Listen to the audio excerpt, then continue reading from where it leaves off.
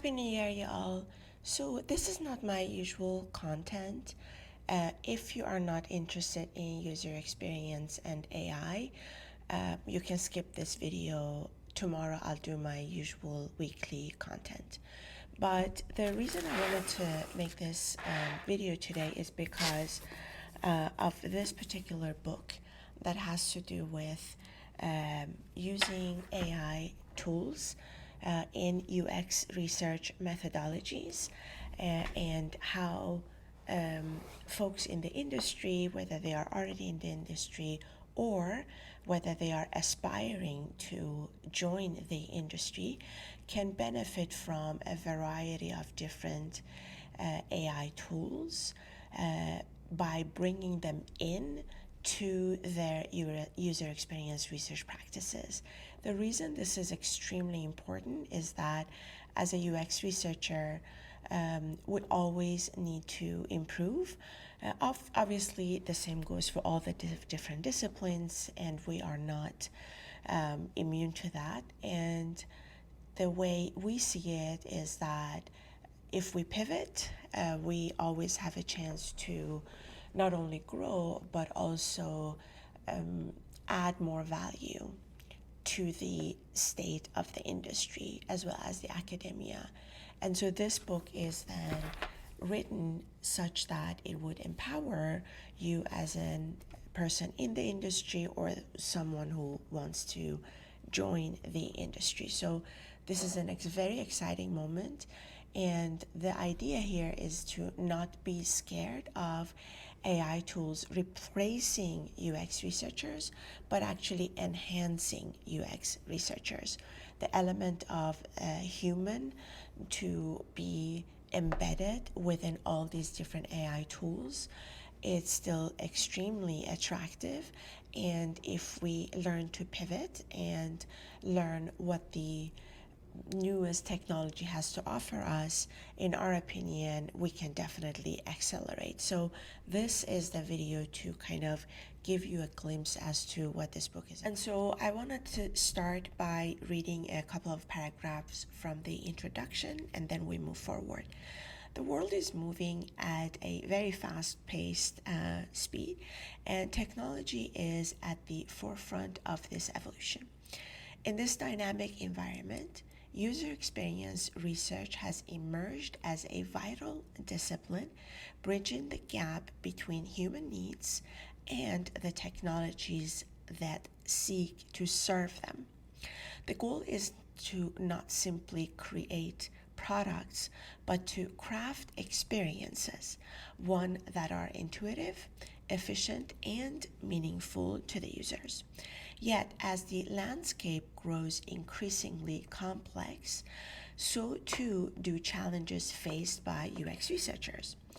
Enter artificial intelligence, what was once the realm of science fiction has now become an integral part of our daily lives, reshaping industries and redefining possibilities, from automating mundane tasks to uncovering hidden patterns in massive data sets.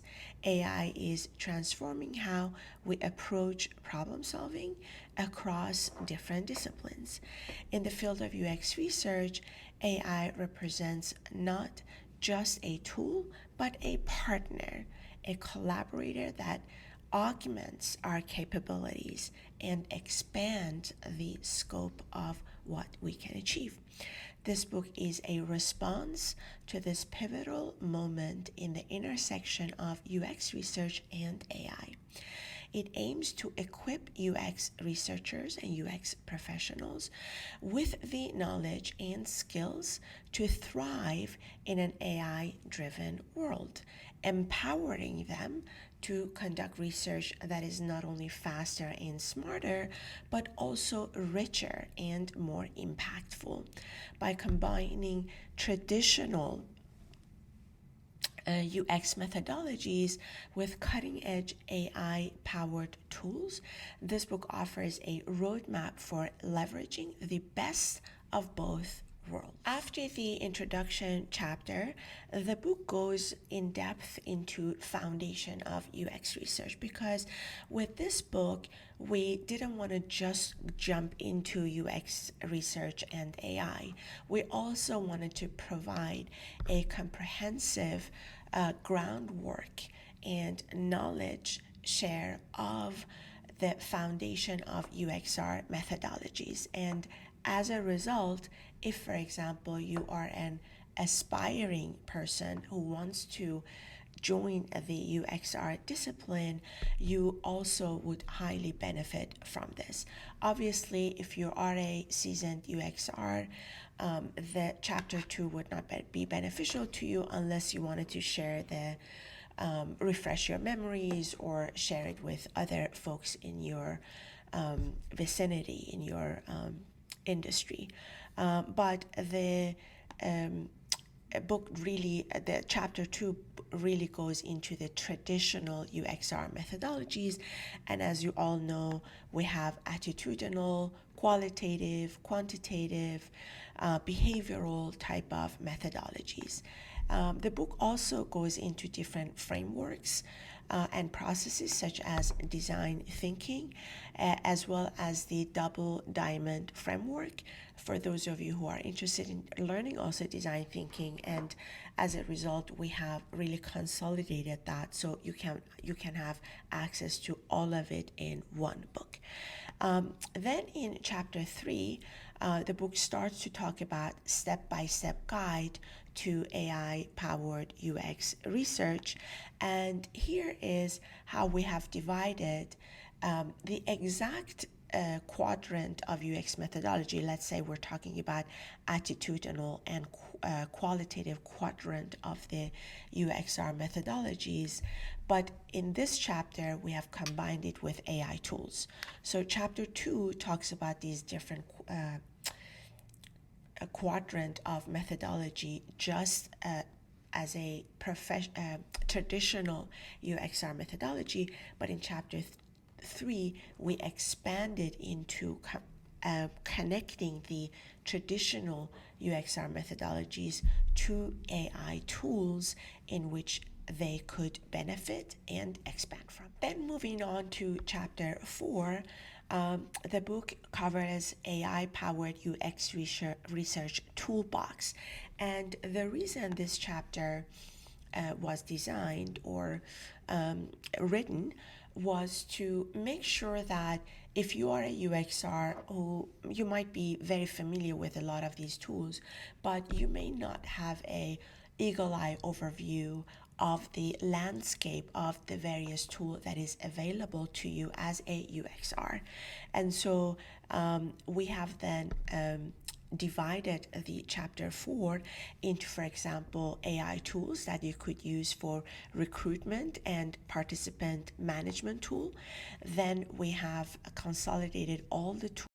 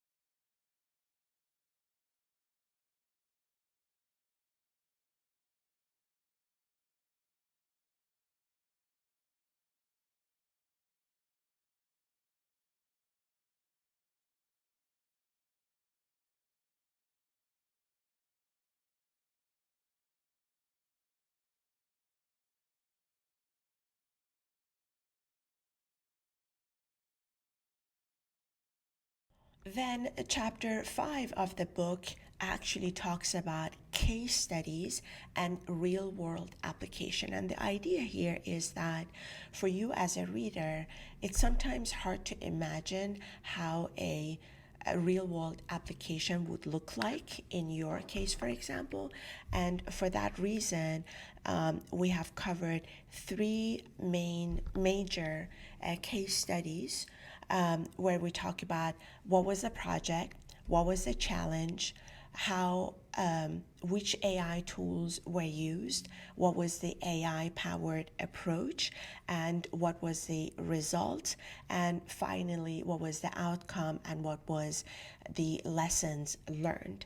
And the idea here is to give readers a sense of, hey, okay, it's not just theoretical, but I can actually use it in my day-to-day life. And then the book also then talks about, chapter 6 also talks about practical exercises and templates. And the reason we wanted to bring this chapter in here as well is that we understand that a lot of times, especially if you're a junior researcher or you're just aspiring one, it's sometimes hard to know where to start, and having access to different templates would really streamline your way of getting into the industry. But also, if you're, of course, a seasoned UXR, it's still a very good step-by-step instruction as to how you can use AI-powered tools for example, enhancing, let's say, your usability study, your sentiment analysis, etc. And so these practical steps in chapter 6, in our opinion, are extremely important, where we also share different templates for example, study script, for sending out messages to user and so forth. Then moving on to chapter 7, here is where we talk about something that is extremely important, and we believe that it's never talked about enough, and also it's something that you actually never learn in school. To us, chapter 7 was one of the missing elements in the industry, in the UX industry, that we believe was really never addressed in our textbooks, and that is stakeholder relationship management, relationship management in general, cross-functional management. And the reason I'm bringing this up is that a lot of us, especially if we started as an intern or a junior right out of school, really faced this huge cultural shock where we thought all we needed was being really, really good at methodologies, really knowing our craft as a UXR, as to how deliver a brilliant UXR project, and recruiting participants, and writing the script, and running the study session, and doing the data collection and analysis and visualization and all that good stuff. While those are extremely important, the major cultural shock that a lot of us, I don't know about you, but I definitely faced, was the fact that being a great UXR is not enough. The reason I say this is because a lot of times we are extremely naive, thinking that if I do my job greatly, everybody will buy in, they will show up to my presentations, I would be able to influence their product decisions as well as design decisions, because these are data oriented. But the truth of the matter is that those decision makers for a product, whether they are product managers or designers or UX VPs, etc., they always face a lot of challenges themselves in terms of shipping the product, meaning to say that a lot of times they are not only dealing with UXR folks, but also with UXD folks, with engineers, and with a whole slew of different teams. And on top of that, they're under time pressure as well as budget pressure. This means that you as a UXR may not always be the priority that you think you are. So in our world, we come out and we think that research is everything. Why wouldn't you listen to users, right? But if you put yourself in their shoes, you will very quickly realize that they have decisions to make. And sometimes these decisions that they have to make is really based on budget and time.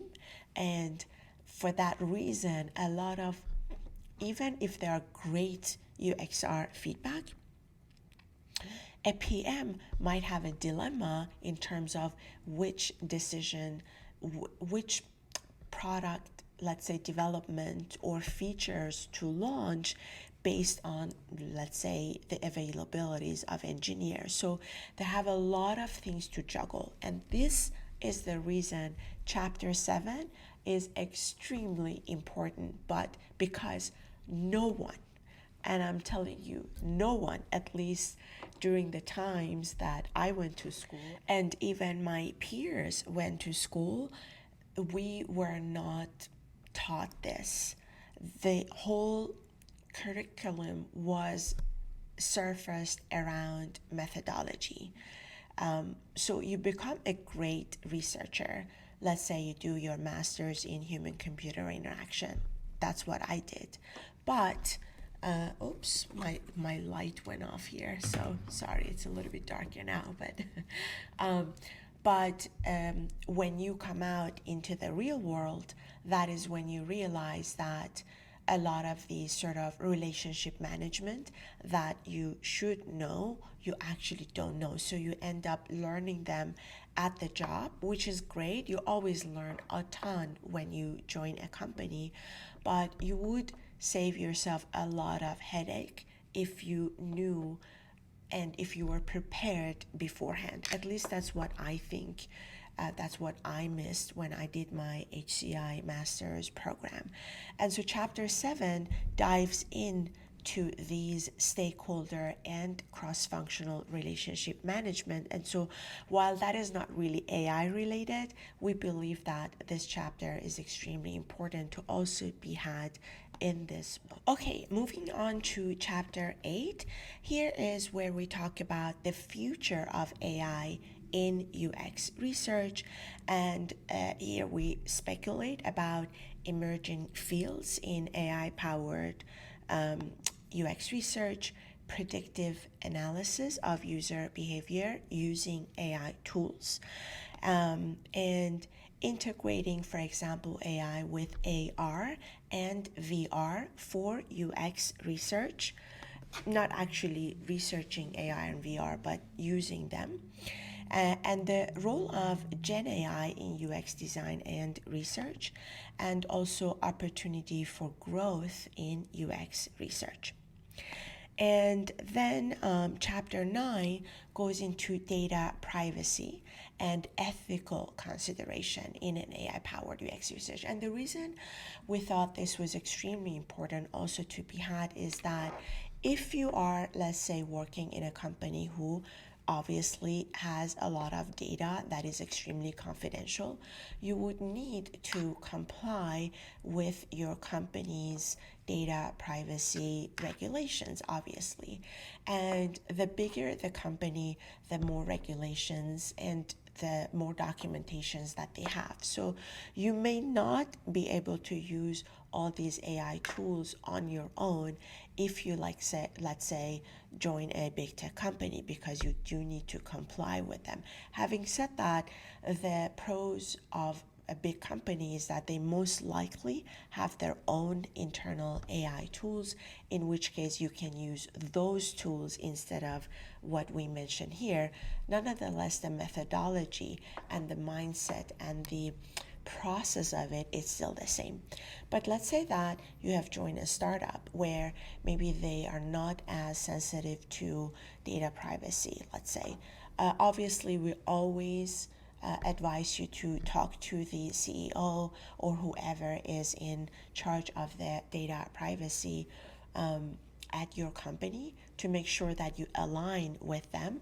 But let's say hypothetically you have had those conversations, and based on that, you are most likely able to use a lot of these AI tools because there are ways in which you can keep the data private, and there are also some tricks that you can do to make sure that you're really complying, because last thing we want is to you know get ourselves into trouble and get our companies also into trouble. So we highly, highly recommend that once you read this book to make sure that you always comply with your company. This chapter also talks about the ethical consideration, because you do need to also think about the ethics in it, and definitely there's a lot of great stuff there. And lastly, chapter 10 is a summary of everything, conclusion chapter, where we talk about the gap between the traditional UX research with the AI empowered human-centered research and design, and how we can use AI as an ally to enhance our work and not to replace our work. And we feel that a lot of times, this is not, by the way, just for the UXR discipline. In a lot of this discipline that I hear is that people are freaking out and thinking that AI tools would replace them. Yes, sure, they probably to some extent will, but if we are smart, we can use these tools to our benefits to enhance ourselves, to empowering ourselves by pivoting.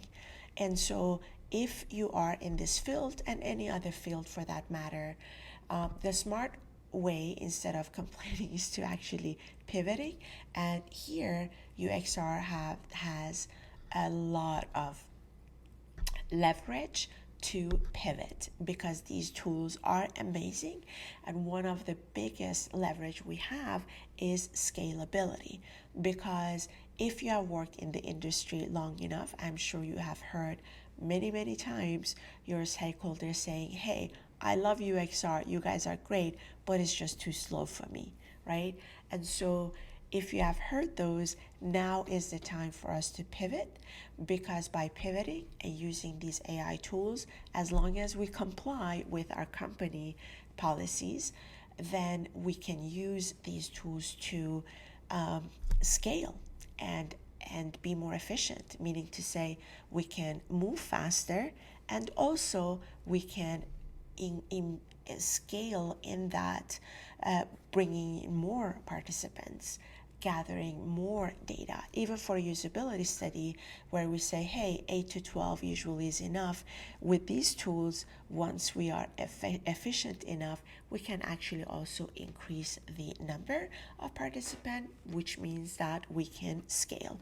And a lot of startups, I've heard over and over again that they need UXR, but it just doesn't scale to them. They want things to go faster and really scale. And so for that reason, you can definitely use this book to figure those things out. Last but not least, in the appendix, we also have gathered and summarized a list of all the AI tools that were mentioned in the book. So anytime you feel like, hey, I don't want to go through these chapters, you can just go into the appendix instead.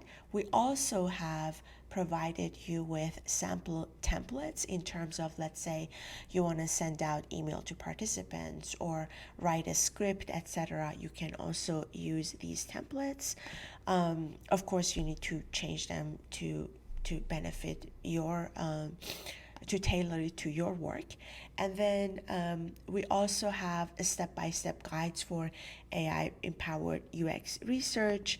And lastly, we have also suggested further reading. So if you need other books or other, not books, because there, to my knowledge, there are no other books to this extent, at least. there are other articles. To my knowledge, this is the first book that it's like this on it of its nature. And so, but you find articles about it and other information and resources that you can definitely read about it.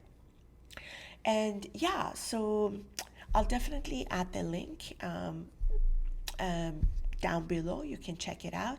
And we try to keep the pricing fair because we know that some of you guys are student and maybe you don't have a lot of money, but it is a fair pricing. But please know that Amazon takes 60% of the sales price, and so authors usually don't get paid much. It's like Uber and Lyft drivers. The Uber and Lyft, they take like 60 to 80%. And in our case also, Amazon takes 60%. So just bear that in mind, because some people say, oh, $20-$30 is too much, but it is what it is because they also charge us a lot. So yeah, I hope you guys find these useful. Again, this is not my normal content of this channel, at least, but tomorrow we'll go back to the normal content to talk about AI and neuroscience. Okay, take care. Thanks. Bye.